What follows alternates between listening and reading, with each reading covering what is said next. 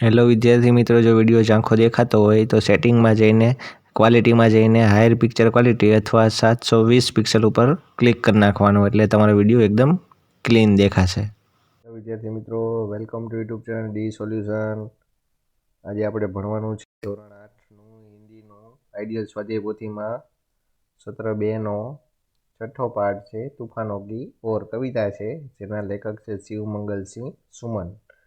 એ આજે આપણે જોવાનું છે. જો વિડીયો ગમે તો લાઈક કરજો, શેર કરજો, કોમેન્ટ કરજો અને બીજા વિદ્યાર્થી મિત્રો સુધી પણ પહોંચાડજો.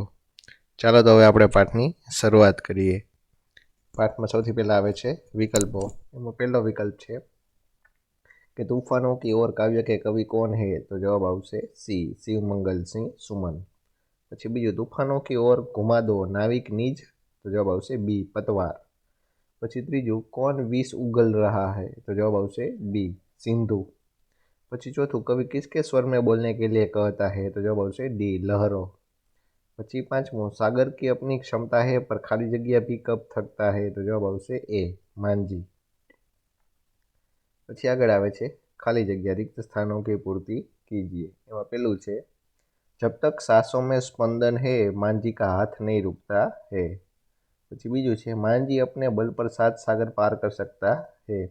પછી ત્રીજું, हम मानव मिट्टी के पुतले है. પછી ચોથું, सिंधु का अर्थ समंदर होता है. પછી આગળ આવે છે પાંચમું, कवि ने तूफानों की ओर कविता में अपने लक्ष्य की ओर बढ़ने की प्रेरणा दी है. પછી આગળ આવે છે, निम्नलिखित प्रश्नों के एक दो वाक्य में उत्तर लिखिए. એમાં પેલું છે કે ज्वार कहाँ कहाँ उठा है? तो जवाब આવશે કે ज्वार कवि के हृदय में और समुद्र में उठ रहा है. પછી બીજું, कवि नाविक को किसकी ओर पतवार घुमाने को कहता है? तो कि कवि नाविक को तूफान की ओर पतवार घुमाने को कहता है.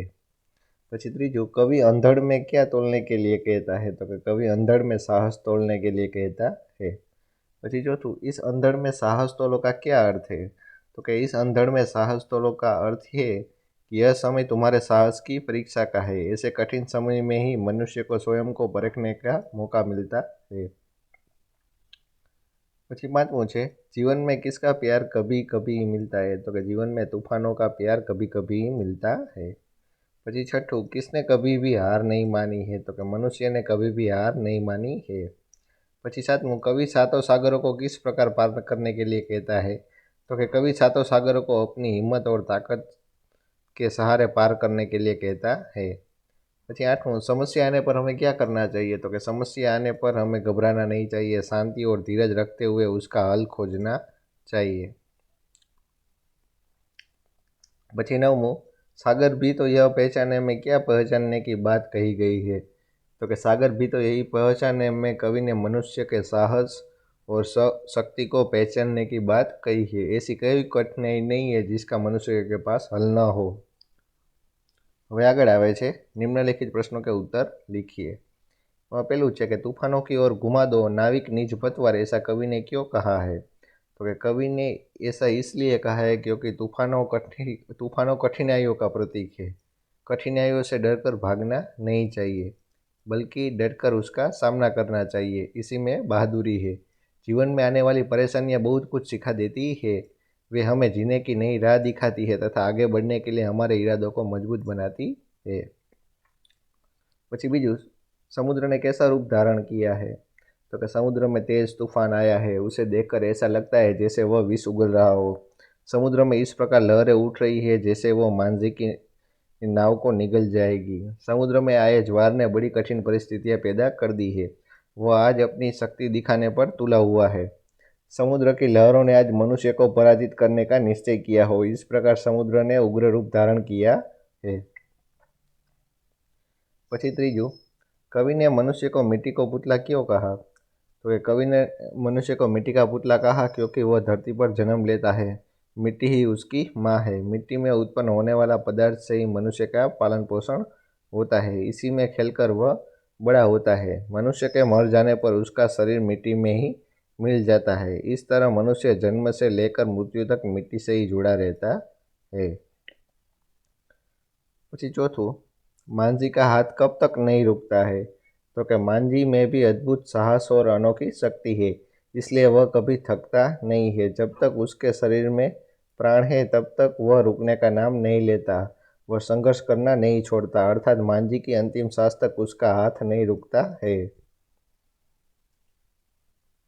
પછી પાંચમો છે, कवि ने मनुष्य की किस विशेषता की ओर इशारा किया है? तो कि इस काव्य में कवि ने मनुष्य के धैर्य, गतिशीलता, साहस और संघर्ष रहने जैसे मूल्य उजागर किए हैं। मनुष्य सब कुछ कर सकता है, उसने कभी हार नहीं मानी है, वह थकना नहीं जानता, उसमें जब तक सांस है तब तक वह आगे ही बढ़ता रहता है। मनुष्य के साहस और आत्मविश्वास की कोई सीमा नहीं है। इसी साहस और आत्मविश्वास के बल पर ही मनुष्य ने 7 सागर पार किए हैं। પછી छठું છે, तूफानों की ओर कविता का भावार्थ अपने शब्दों में लिखिए। तो कि तूफानों की ओर कविता में कवि ने कहा है कि यह संसार एक बड़ा सागर है और प्रत्येक मानव अपने जीवन रूपी नौका का नाविक है। संसार में तूफानों और कठिनाइयों की कमी नहीं है। मनुष्य का कर्तव्य है कि वह उन कठिनाइयों में अपना धैर्य न खोए और साहस से उनका सामना करे। कठिनाइयों में ही मनुष्य के साहस, बल और बुद्धि की परीक्षा होती है, इसलिए वह कठिनाइयों का स्वागत करे और उन पर विजय हासिल करे। चलो પછી આગળ આવે છે પાંચમો પ્રશ્ન, કાવ્ય પંક્તિ કા ભાવાર્થ लिखिए। चलो काव्य पंक्ति આપી છે 3 લીટીની कि लहरों के स्वर में कुछ बोलो, इस अंधड़ में साहस तोलो, कभी कभी मिलता जीवन में तूफानों का प्यार, तूफानों की ओर घुमा दो नाविक निज पतवार। હવે આનો અર્થ શું થાય છે આ કાવ્યનો એ તમારે કહેવાનું છે। तो कि जैसे लहरों का स्वर ऊंचा हो रहा है और उनका जोर बढ़ रहा है, वैसे ही तुम भी तैयार होकर आंधियों के सामने उठ जाओ और स्वयं देखो कि तुम में कितनी हिम्मत है। जीवन में तूफानों का प्यार कभी कभी ही मिलता है, भाग्यशाली लोग ही जीवन में कठिनाइयों का सामना करते हैं, इसलिए हे मानव तू कठिनाइयों से डरे बगैर उसका सामना कर। પછી આગળ બીજી કાવ્ય પંક્તિ છે कि यह असीम निज सीमा जाने, सागर भी तो यह पहचाने, मिट्टी के पुतले मानव ने कभी न मानी हार, तूफानों की ओर घुमा दो नाविक निज पतवार। कि समुद्र और तूफान आज असीम दिखाई देते हैं, इनका सामना मनुष्य कर सकता है। हे नाविक, तुम अपनी नौका लेकर चलो और सागर को भी बता दो कि मानव मिट्टी का पुतला है पर समुद्र के सामने हार नहीं मानेगा। मनुष्य ने कहीं भी अपनी हार नहीं मानी है, इसलिए हे मानव तू कठिनाइयों से डरे बगैर उसका सामना कर। ચાલો પછી આગળ છઠ્ઠો પ્રશ્ન છે, કાવ્ય પંક્તિ પૂર્ણ કીજીએ। પહેલી કાવ્ય પંક્તિ છે તમારે પૂરી કરવાની છે कि आज सिंधु ने विष उगला है, लहरों का यौवन मचला है, आज हृदय में और सिंधु में साथ उठा है ज्वार। પછી આગળ બીજી કાવ્ય પંક્તિ છે कि सागर की अपनी क्षमता है पर मांझी भी कब थकता है, जब तक सांसों में स्पंदन है उसका हाथ नहीं रुकता है, इसके ही बल पर कर डाले सातों सागर पार। પછી આગળ આવે છે પર્યાયવાચી શબ્દ એટલે કે સમાનાર્થી। તો કે નાવિક તો કે માંઝી, સિંધુ એટલે સાગર, હૃદય એટલે કે ઉર, જ્વાર એટલે કે તુફાન, અંધડ એટલે કે આંધી, સ્પંદન એટલે કે ચેતના। પછી આઠમું છે વિલોમ શબ્દ લીખીએ એટલે કે વિરુદ્ધાર્થી શબ્દ। નિજ તો કે વિરોધી પરાયા, જીવનનું મૃત્યુ, પ્યાર તો ઘૃણા, વિષનું અમૃત, માનવનું દાનવ, હારનું ચિત। પછી આગળ આવે છે નવમો પ્રશ્ન, नीचे दिए गए वाक्यों में रेखांकित शब्द के विशेषण बनाइए और उनका वाक्यों में प्रयोग कीजिए। चलो, उनकी ईमानदारी से सारा नगर परिचित है। चलो आमा विशेषण शू थयुं? ईमानदार। चलो ईमानदारનું वाक्य प्रयोग કરો તો કે रमेश ईमानदार व्यापारी है। चलो પછી हमारी अमीरी એટલે કે કેવા હોય? अमीर। चलो એનું वाक्य प्रयोग તો કે मुकेश अंबानी बहुत ही अमीर भारतीय है। પછી ત્રીજામાં આવશે हिमालय पर्वत की ऊंचाई देखने लायक है। तो जवाब आवशे ऊंचाई એટલે કે ऊंचा। चलो एનું શું થશે તો કે हिमालय सबसे ऊंचा पर्वत है। પછી ચોથું લક્ષ્મીબાઈ વીરતાપૂર્ણ લડી, વીરતા એટલે કે વીર। ચાલો તાત્યા ટોપે વીર યોદ્ધા थे।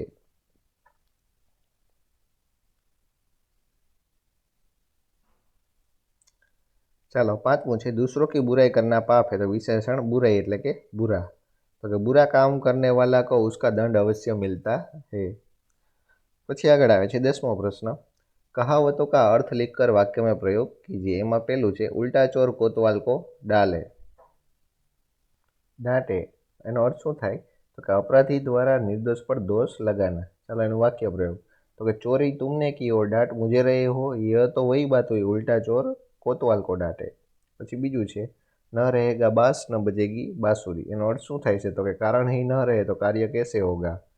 એનું વાક્ય શું થશે તો કે बच्चों के बीच खिलौना के लिए झगड़ा होने पर पिताजी ने खिलौने ले लिए क्योंकि न रहेगा बांस न बजेगी बांसुरी। પછી ત્રીજું 4 दिन की चांदनी फिर अंधेरी रात એટલે કે सुख या धन कुछ समय के लिए होते हैं। ચાલો એનું વાક્ય तो कि लोगों को हमेशा याद रखना चाहिए कि 4 दिन की चांदनी फिर अंधेरी रात आती है। પછી ચોથું अब पछताए होत क्या जब चिड़िया चुग गई खेत। तो એનો અર્થ શું થશે तो कि हानि हो जाने पर पछतावा बेकार है। पहले तो परिश्रम नहीं किया, अब असफल होने पर क्यों कर रो रहे हो। क्या तुम नहीं जानते अब पछताए होत क्या जब चिड़िया चुग गई खेत। ચાલો પછી 11મો પ્રશ્ન છે કે कविता को पढ़कर उसके नीचे दिए गए प्रश्नों के उत्तर दीजिए। ચાલો આ તમારે પહેલાં શાંતિથી પહેલાં આખી કવિતા તમારે વાંચી લેવાની છે कि किताब कुछ कहना चाहती है, किताबों में चिड़िया चहचहाती है, किताबों में खेतियाँ लहलहाती है, किताबों में झरने गुनगुनाते हैं, परियों के किस्से सुनाती है, किताबों में रॉकेट का राज है, किताबों में साइंस की आवाज़ है, किताबों का कितना बड़ा संसार है, किताबों में ज्ञान की भरमार है। क्या तुम इस संसार में नहीं जाना चाहोगे। किताबें कुछ कहना चाहती है, तुम्हारे पास रहना चाहती है। चलो एना उपरथी प्रश्नना जवाब लखवाना। पेલું છે किताबों में कौन चहचहाता है तो जवाब आवशे चिड़िया। પછી બીજું किताबों में किसके लहलहाने की बात है तो जवाब आवशे खेतियों। પછી ત્રીજું किताबों किसके किस्से सुनाते हैं तो जवाब आवशे परियों। ચાલો પછી આગળ આવે છે બીજો પ્રશ્ન नीचे दिए गए शब्द का वाक्य में प्रयोग कीजिए। પેલું છે એ પરિયા તો એનો વાક્ય પ્રયોગ તો કે પરિયા આસમાન से उतर कर धरती पर आई। પછી બીજું છે કિસ્સા તો કે દાદી માને કિસ્સા સુનાયા। પછી ત્રીજું છે સંસાર તો કે यह संसार में भांति के लोग है। પછી ચોથું છે ભરમાર તો કે ज्ञान कोश में ज्ञान की भरमार है। પછી આગળ ત્રીજું છે પ્રશ્નો के उत्तर लिखिए। એટલે કવિતા ઉપરથી જ લખવાના છે। तो कि किताबों में क्या क्या है तो कि किताबों में चिड़िया खेतों झरने परियों के किस्से है। किताबों में रॉकेट का राज साइंस की आवाज़ और ज्ञान का भंडार है। પછી બીજું છે हमें किताबें क्यों पढ़नी चाहिए तो कि हमें किताबें पढ़नी चाहिए क्योंकि किताबें हमें बहुत सारी जानकारी और ज्ञान देती है। પછી ત્રીજું છે किताबों में ज्ञान की भरमार है ऐसा कवि ने क्यों कहा है तो कि किताबों में विविध विषयों का बहुत सारा ज्ञान पड़ा है इसलिए कवि कहते हैं कि किताबों में ज्ञान की भरमार है। પછી ચોથું इस काव्य का उचित शीर्षक दीजिए तो कि इस काव्य का शीर्षक है किताबें ज्ञान की भरमार भी हो सकता है। એટલે કે ટાઇટલ પણ આપણે રાખવું હોય તો રાખી શકીએ છીએ। પછી આગળ આવે છે લેખન કાર્ય તો કે મેળા વિષય પર નિબંધ लिखिए। મેળા ઉપર આપણે નિબંધ લખવાનો છે। तो कि मेरे गांव के पास एक नदी किनारे प्राचीन शिव मंदिर है। हर साल सावन महीने के प्रत्येक सोमवार को यह मेला लगता है और शिवरात्रि के दिन बहुत बड़ा मेला लगता है। मेले में आसपास के गांवों से बहुत से लोग आते हैं। उनमें स्त्री पुरुष बच्चे सभी तरह के लोग आते हैं। वे तरह तरह के कपड़े पहने हुए होते हैं। मेले में चारों ओर दुकानें सजी हुई होती है। कई लोग मिठाई कपड़े बर्तन आदि खरीदते हैं। चूड़ियों की दुकान पर महिलाओं की भारी भीड़ होती है। मेले में बच्चे खिलौने देखकर खुश हो जाते हैं और लेने के लिए जिद करते हैं। मेले में जादूगर तरह तरह के खेल दिखाता है। मेले में बच्चे झूले पर झूलने का आनंद लेते हैं। चाट भेलपुरी और पानीपुरी की दुकानों पर भी लोगों की भीड़ रहती है। मेले में लोग मिठाई आइसक्रीम आदि खाते हैं। लोग खाने पीने का बड़ा मज़ा लूटते हैं। झूला झूलने और निशान लगाकर गुब्बारे फोड़ने का भी आनंद लेते हैं। बच्चे युवा बूढ़े सबको मेले में घूमने का बहुत मज़ा आता है। सचमुच मेला मन बहलाने का अच्छा साधन है। चलो आ मेळा ઉપર નિબંધ થઈ ગયો। ચાલો આગળ એક પ્રવૃત્તિ છે એ તમારે જાતે કરવાની છે। ચાલો તો અહીં આપણો આ પાઠ પૂરો થાય છે। વિડીયો કેવો લાગ્યો તે કોમેન્ટ કરજો અને બીજા વિદ્યાર્થી મિત્રો સુધી પણ આપણો વિડીયો શેર કરજો। ચાલો તો વળી પાછા મળીએ નવા વિડીયોમાં। ત્યાં સુધી જોતા રહેજો આપણી ચેનલ ડી સોલ્યુશન।